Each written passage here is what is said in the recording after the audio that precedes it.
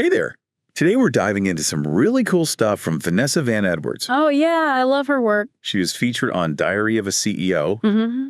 And, she's a behavioral investigator who's kind of like revolutionizing how we think about communication and especially how we build confidence. It's so fascinating, right? It is. Yeah. Like all those little things we do. It's those little things we do that we don't even realize. Yeah, and they have such a huge impact on how people see us. Exactly. Like, did you know that our brains actually trust gestures more than words? It's true. Yeah. We're constantly sending and receiving these cues, but most of us are totally clueless about how powerful they are. That's why this deep dive is your like cheat sheet to the hidden language of success. I love that, a cheat sheet. Right.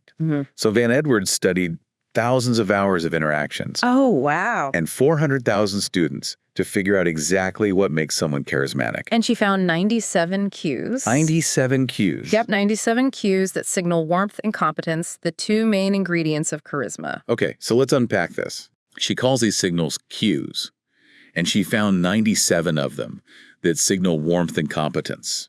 Those are the two pillars of charisma. So interesting. Right. And get this, these cues fall into 4 channels of communication. Okay, lay it on me. Body language. Okay. Vocal cues. Yeah. Verbal cues.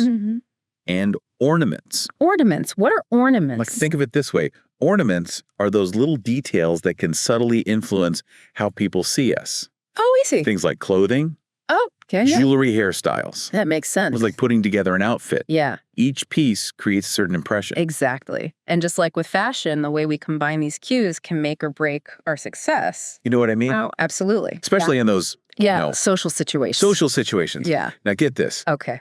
There's a study where they just changed the name of a game from Wall Street game Okay. to community game. Interesting. And it completely changed how people played. Really? Isn't that wild? Yeah. Just one word primed them to be more cooperative or competitive. That's fascinating how our brains pick up on those subtle cues. It's our subconscious. Yeah, totally. It's like our brains are constantly scanning for clues to understand what's going on and how we should act. So it's not even a conscious thing. No, not at all. So what does this all mean for us? Right. To the point.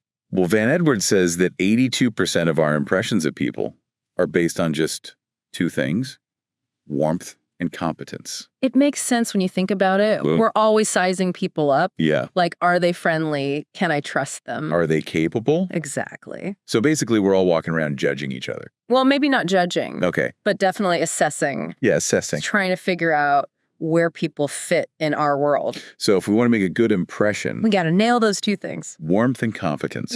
Exactly. And here's the really cool part. What's that? Van Edwards says charisma isn't some magical inborn trait. Okay. It's a skill. You can learn it. You can learn it. That's amazing. She actually calls herself a recovering awkward person Really? who had to figure out these cues because they didn't come naturally to her. That's encouraging. Right. It means anyone can improve their communication skills and become more charismatic. It's not about faking it. No. It's about understanding the principles and choosing the cues that align with how we want to be perceived. Exactly. So let's dive into those cues. Okay, so Van Edwards created this warmth competence matrix. A matrix. Yeah, where she maps out different combinations of these qualities. Interesting. So both warmth and competence are important for charisma, but the ideal balance depends on our personality and our goals. So it's not one size fits all. Not at all. Gotcha. Now she talks about the danger zone of low warmth and low competence. Oh, that sounds bad. People in this zone come across as stoic, Unreadable. even suspicious. That's not good. Right. It can really hinder our ability to connect with others and build trust. Makes sense. So where do you think you fall in this matrix? Ooh, good question. Do you need to dial up your warmth to be more approachable or your competence to be taken more seriously? It's definitely something to think about. It is. But first, let's break down some specific cues. Okay, let's do it. Starting with competence. Sounds good. Let's start with the steeple hand gesture. The steeple. Okay, I'm intrigued. Okay, so the steeple is when you bring your fingertips together, forming a kind of triangle shape. Oh, yeah, I've seen people do that. It's a subtle display of confidence and authority. Like leaders do that a lot. Exactly. Van Edwards actually mentions it was the most common hand gesture used by highly rated leaders in one study. Interesting. When you steeper, you're showing you're comfortable taking up space Okay. and expressing your thoughts with confidence. It's not about being arrogant, though, right? No, it's about self-assuredness. Right. Projecting confidence. Exactly. And here's something that might surprise you. Okay. Van Edwards says the distance between your earlobe and your shoulder is one of the most important measurements on your body when it comes to projecting confidence. Really? My earlobe and my shoulder. Yeah. The greater the distance, the more confident you appear. I never would guess that. It's about posture.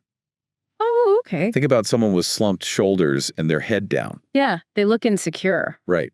But when you have good posture, your head is held high. You look strong and confident. Exactly. It's amazing how much our bodies can communicate without us even saying a word. Right. Our bodies can betray our inner state. Even if we're trying to appear confident, our posture might be sending a different message. So true. Okay, next up is eye contact. Oh, We all know it's important, but Van Edwards has this really interesting tip. okay. I'm listening. She says making eye contact at the end of a sentence is a power move. At the end of the sentence. Yeah. Okay. It emphasizes your point Okay. and shows you're engaged. So it's about timing. It is.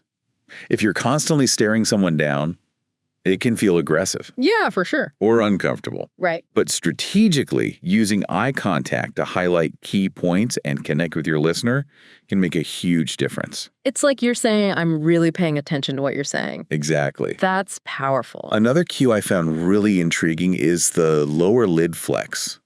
Lower lid flex? What's that? It's subtle, Okay. but powerful. Basically, it's a slight squint A squint. that signals focus and understanding. Oh, like when you're really concentrating? Yes.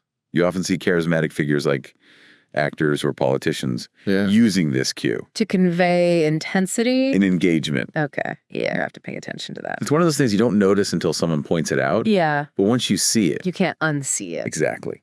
And finally, for competence, we have downward inflection. Downward inflection. It's all about how we end our sentences. Okay. Van Edwards says ending sentences with a downward tone conveys conviction. To like a statement? Exactly. An upward inflection, like asking a question, can make you sound uncertain or hesitant. Oh, that's interesting. I never thought about it that way. It's like a downward inflection is putting a period at the end of your sentence. An upward inflection is like a question mark. Exactly. Huh. Makes sense. So there you have it. 5 power cues to boost your competence. And make you seem more confident and capable. Exactly. I love it. But remember, it's not about using all of these cues all the time. Right. It's about finding the ones that feel authentic to you and using them strategically to enhance your communication. Absolutely. You want to be genuine, not fake. You know what's funny? What? For Van Edwards' own book cover photo, they chose the pose where she was steepling, Okay. had good posture, and was making intense eye contact. All the cues. Yeah, and she says it was the pose that felt the most authentic to her. That's awesome. I love that. It's proof that you don't have to force it. Right. The best cues are the ones that align with your true self. Authenticity is key. People can spot a fake a mile away. Totally. Mm. So we got to be ourselves. Be yourself, but be your best self. I like that. Be your best self. Right. Yeah. Okay, so we've talked about competence cues. Those power moves. Yeah. Now let's shift gears and talk about warmth cues. Warmth cues. Mhm. Yeah, these are all about making people feel comfortable around you. Exactly. It's about building connection, making people feel at ease. How do we do that? Well, there are a bunch of cues that can help us project warmth. Okay, let's hear them. First up, we have the triple nod. The triple nod. Yeah. You know, that slow, deliberate nod Oh, yeah. that encourages the speaker to keep going. Right. It shows you're really listening and engaged. It's like saying, tell me more, without actually interrupting. Right. But Van Edwards cautions against bobbleheading. Bobbleheading. Yeah, you don't want to overdo it or nod too fast. Okay, so slow and steady wins the race. When it comes to nodding, yes. Got it. What's next? Next, we have the head tilt. The head tilt. Yep. How does that signal warmth? Well, it's fascinating. By tilting your head, you expose your neck, Okay. which is a sign of vulnerability. Vulnerability. How does that make you seem warm? It makes you appear more approachable and trustworthy. I see. It's like saying, I'm open to what you have to say. Exactly. But again, it's all about subtlety. Right. Too much tilting and you just look weird. Exactly. Just a slight tilt is all it takes. So it's like a micro movement. Pretty much. Okay, subtle head tilt. Got it. Good. What else? Next up, the authentic smile. Ah, yes, the smile. Everyone loves a good smile. But what makes a smile authentic? It's all about genuine happiness. A real smile lights up your whole face and draws people in. You can totally tell the difference between a real smile and a fake one. Oh yeah, for sure. A fake smile just doesn't have the same warmth. It's like you can feel the difference. Right. An authentic smile comes from a place of genuine joy and connection. So you got to actually be happy. Or at least find something to genuinely smile about. Makes sense. Okay, what else do we have? Let's talk about leaning in. Leaning in, like physically leaning in. Yeah, but subtly, of course. Okay. When you lean in towards someone, it shows you're interested in what they're saying. Right. It creates a sense of intimacy and connection. But you can't be all up in their space, right? No, definitely not. Yeah. You got to find that sweet spot where you're showing interest without being intrusive. Yeah, too close and it's just creepy. Exactly. It's a delicate balance. Yeah. I get it. Lean in, but don't be a creeper. You got it. What's the last warmth cue? This one's called nonverbal bridges. Nonverbal bridges. What are those? They're basically gestures that bridge physical distance, Like what? like reaching out to hand someone an object or Okay. gently touching their arm to emphasize a point. Touching. Isn't that risky? It can be if it's not done right. Yeah. You always want to be respectful of people's boundaries, Of course. but a well-placed touch can create a sense of warmth and connection. You know what I mean? Mm, Like if someone's upset, a gentle touch on the arm can be more comforting than words. exactly. Yeah. It's a powerful way to show empathy and support. But again, subtlety is key. Absolutely. These cues are all about enhancing your communication, not distracting from it. So with all these warmth cues, it seems like the key takeaway is to make people feel good, seen, and understood. Exactly. Now, I know we talked about the cue cycle before, but I think it's worth revisiting in the context of warmth cues. Okay, yeah, the cue cycle is super important. It basically explains how the cues we send and receive influence each other. Like a chain reaction. Yeah, Yeah. they can create either positive or negative spirals. Give me an example. Sure. Let's say someone sends you a negative cue, like an eye roll, Ouch. right? It can trigger your anxiety and make you feel self-conscious. And then you might start sending out negative cues in response. Exactly. It becomes this vicious cycle of negativity. So how do we break the cycle? Van Edwards says the key is to consciously label the cue. Label the cue. Yeah. Like if someone purses their lips, you simply think to yourself, lip purse. Interesting. So you're not ignoring it, but you're not letting it get to you either. Exactly. You're acknowledging it without judgment. I like that. It's like you're taking the power away from the cue by just observing it. Right. And that mental detachment helps you respond more effectively. Okay, so we're not reacting, we're responding. Exactly. Van Edwards mentions that she used to misinterpret neutral cues as negative. Oh, yeah, me too. It's so easy to do. Right. Especially when you're already feeling anxious or insecure. So how do we avoid letting our own insecurities color our perceptions? It takes practice. Being more mindful of our own thoughts and reactions, Mhm. and also giving people the benefit of the doubt. Yeah, sometimes we jump to conclusions without even realizing it. So true. We got to catch ourselves and challenge those assumptions. Okay, so intention, authenticity, and mindfulness. Those are our guiding principles. I like it. Now let's talk about something I'm particularly fascinated by: hand gesture. Oh, yeah. Hand gestures. They're so expressive. Van Edwards actually did a TED Talk called "You Are Contagious." I've seen that one. It's awesome. And she talks about the power of hand gestures. They can make such a difference in how engaging we are. Right. Like I read that viral TED speakers used almost twice as many hand gestures as less popular speakers. Wow. That's a lot of gesturing. It is. But it makes sense. Our hands help us convey intention. And enhance communication. They help us outline ideas, emphasize points. It's like our hands are an extension of our thoughts. You know what I mean? It's like when you're trying to explain something complex and you use your hands to illustrate your point, Exactly. It makes the information so much clearer. and it makes you more engaging to watch. For sure.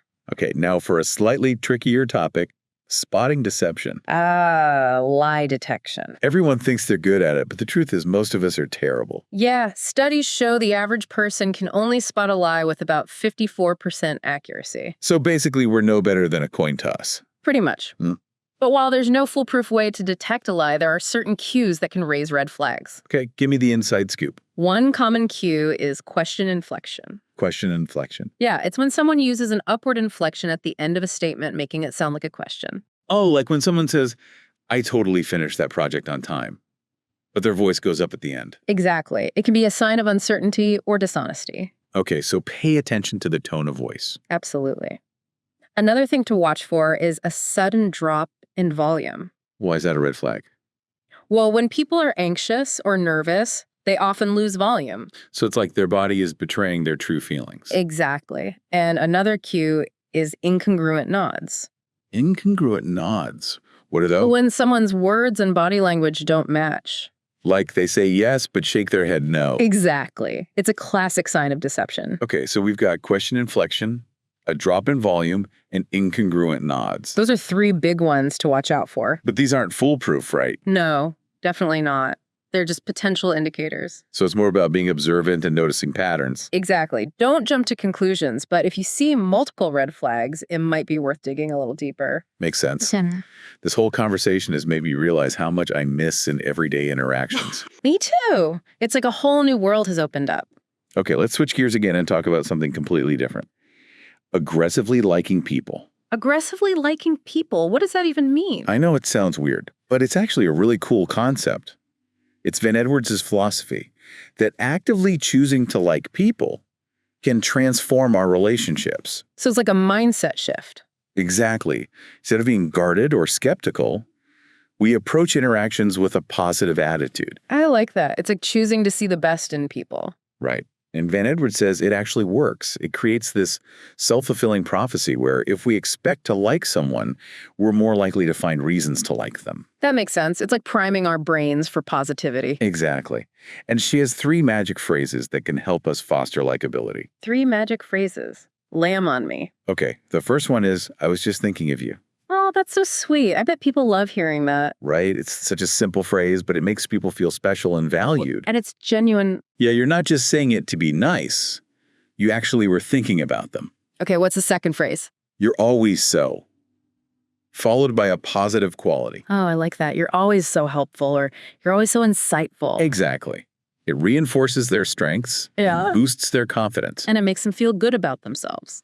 And the third phrase is, last time we talked, you mentioned, followed by something they shared. So you're showing that you were listening and that you remembered what they said. Exactly. It makes them feel heard and understood. Those are great. I'm going to have to try those out. I am too. They're such simple phrases, but I bet they can make a big difference in how people perceive us. Definitely. It's all about those little things. Okay, now for a topic that might surprise you.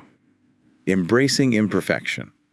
Embracing imperfection. What do you mean? Well, we're always told to strive for perfection, right? Yeah, be the best you can be. But Van Edwards says that showing our flaws can actually make us more likable. Really? Why?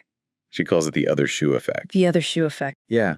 It's like when someone seems too perfect, it makes us uncomfortable. I know what you mean. It's Yeah. like we're waiting for them to mess up. Exactly. We don't trust people who seem too good to be true. So it's better to be real and relatable. Exactly. And there's actually a study that illustrates this perfectly. Oh, tell me about it. It involved a salesperson selling blenders. Blenders. Yeah. So in one scenario, the salesperson gave a flawless pitch. Okay. In the other scenario, they accidentally spilled a smoothie while demonstrating the product. Oh, no. But guess what? What? The salesperson who spilled the smoothie sold more blenders Really? Why? because people were more likely to buy from the salesperson who made a mistake. Because it made them seem more human. Exactly. That imperfection made them more relatable and trustworthy. I guess we all like to know that other people mess up too. Right. It makes us feel less alone in our own imperfections. So the takeaway is to embrace our flaws. Yes. Don't be afraid to show your vulnerable side. It's what makes you unique and relatable. That's a great reminder. Okay, let's talk about personal branding. Personal branding. Yeah. It's kind of unavoidable these days, especially with social media. True. We're all creating our own personal brands, whether we realize it or not. Exactly. Yeah. But it can be tricky. Oh, yeah. How do you balance being authentic with putting your best foot forward? It's about finding that sweet spot. The sweet spot between being real and being strategic. Exactly. Van Edwards cautions against deficiency promotion, which is building a brand around trauma or negativity. Oh, yeah. I've seen people do that. It's not a good look. And she also warns against ideas promotion, which is overemphasizing intellectual prowess. Like trying to sound super smart all the time. Exactly. It comes across as arrogant and inauthentic. So the key is to be genuine and focus on our strengths while being mindful of how we're perceived. Exactly. You want to put your best self out there, but it has to be your true self. Makes sense. So we've covered a lot of ground today. We have warmth cues, Competence cues, the importance of authenticity. even how to spot deception. It's been a whirlwind. It has, but it's all about understanding the cues that shape our interactions and using them to communicate more effectively. So what small change can you make today to dial up your charisma and create more positive interactions? Maybe I'll try that triple nod. That's a good one. Or you could try using one of Van Edwards' 3 magic phrases. I like that idea. It's such a simple way to make someone feel good. Exactly. And you never know, it might just brighten their day. True. Sometimes it's the little things that make the biggest difference. I love that. This has been an awesome deep dive into the world of charisma. It really has. It's given me a lot to think about, and I'm excited to start putting these insights into practice. Me too. I'm going to be paying attention to all those cues now. You and me both. So we've talked about all these cues, right? But how do we make sure we're not coming across as fake? Oh, that's such a good point. Authenticity is key. I don't want to be like using these cues and people are thinking like, oh, they're just trying to manipulate me. Right. You never want to use these cues to manipulate or deceive. Yeah. It's all about genuine connection. Exactly. It really comes down to intention. Are you using these cues to connect with others in a meaningful way? Or are you just trying to get something from them? That's a good question. It is. It's about checking your motives. So how do we walk that line between, being intentional, but also authentic? Van Edwards talks about finding what feels genuine for you. Okay. It's not about trying to be someone you're not. It's about being your best self. So it's like we're already sending out these cues naturally. We are. We're just becoming more aware of them and choosing to use them intentionally. Exactly. It's like fine-tuning what you're already doing. Okay, that makes sense. And the more you practice these cues, the more natural they will become. So it's like anything else, practice makes perfect. Or at least practice makes progress. It's like learning a new language. Exactly. At first, you have to think about every word, Yeah. but eventually it becomes second nature. Okay, so we got to give ourselves permission to be a little awkward at first. Oh, absolutely. We're all going to mess up sometimes. Speaking of messing up, what about those times when we completely misread a situation Oh, yeah, I've been there. or misinterpret someone's cues? It happens to all of us. It can be so cringy. It can, but it's also a learning opportunity. So Van Edwards actually talks about her own experience with misinterpreting neutral cues as negative. Oh, yeah, I remember that. It's a reminder that we all have our own filters and biases. That affect how we see the world. So how do we avoid letting those filters get in the way? It's not easy, but it starts with awareness. Okay. Being mindful of our own thoughts and reactions. And questioning our assumptions. Exactly. We got to give people the benefit of the doubt. So intention, authenticity, mindfulness. Got it. Anything else we should keep in mind? One last thing. Remember that charisma isn't just about outward appearances. Okay. It's also about your energy and your attitude. What do you mean? When you genuinely like people and you're interested in what they have to say, it shows. It's like that saying, people may not remember what you said, but they'll always remember how you made them feel. Exactly. So go out there and practice these cues. Experiment with them. And most importantly, have fun with it. I love that. This has been such a fascinating deep dive into the world of charisma. It has been fun. It's really given me a lot to think about, and I'm excited to start putting these insights into practice. Me too. It's like a whole new toolbox for communication. Exactly. Thanks for joining us, and be sure to check out our next episode where we'll be diving into another fascinating topic.